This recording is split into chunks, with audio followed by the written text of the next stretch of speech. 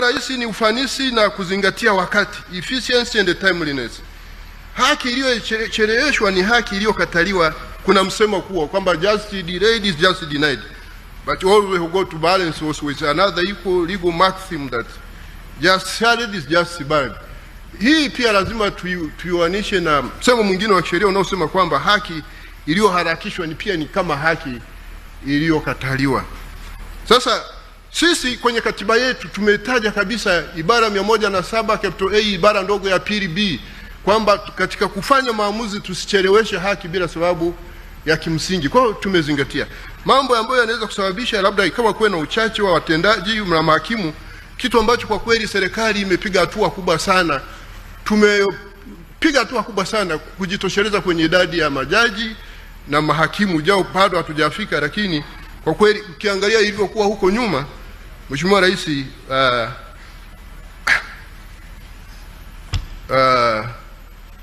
tumepiga hatua kabisa.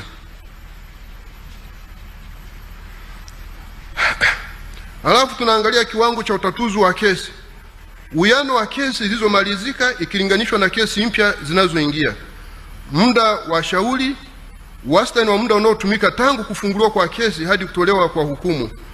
Alafu udhibiti wa mlindikano wa kesi, jinsi mahakama inavyoshughulikia kesi za muda mrefu ambazo bado hazijatolewa uamuzi.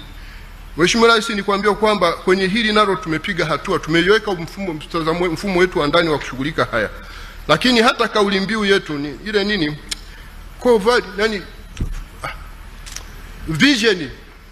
Vision yetu, dira yetu ya mahakama, sio ile dira ya taifa, dira ya mahakama inasema haki sawa kwa wote mapema ipasavyo. Kwa hiyo na ikiwa ilikuwa anchored kwenye ibara ya 107 capital A sub article 2B. Kwa hiyo haya tunayazingatia. Lakini hivi karibuni katika hotuba yangu ya tarehe 22 Disemba nilisema tunaachana na utaratibu huu wa utaratibu wa kusubiria mashauri yaliyofunguliwa zamani ndio yamalizike kwanza.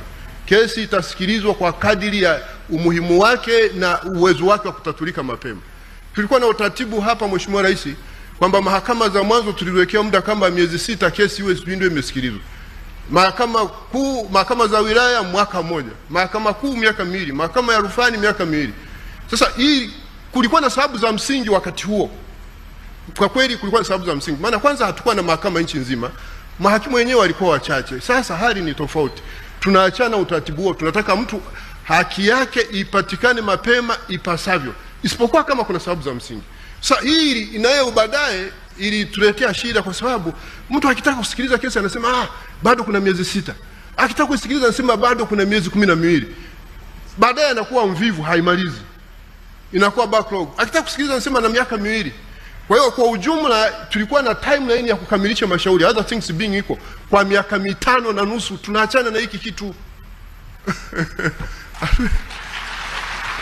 Yaani kesi inapofunguliwa mahakama ya mwanzo kama mpaka inaenda mahakama ya rufani inakaa mahakamani miaka 5.5. Na that was illegal. Ndio maana ulikuwa unaona tunasema sijui haki inayopatikana kwa wote kwa wakati. Kumbe wakati ni miezi 6 hata kama kesi ingemalizika siku hiyo hiyo. Alafu miezi 12 hata kama kesi ingemalizika baada ya miezi 2. Kwa hiyo tunaachana nayo, Mheshimiwa Rais.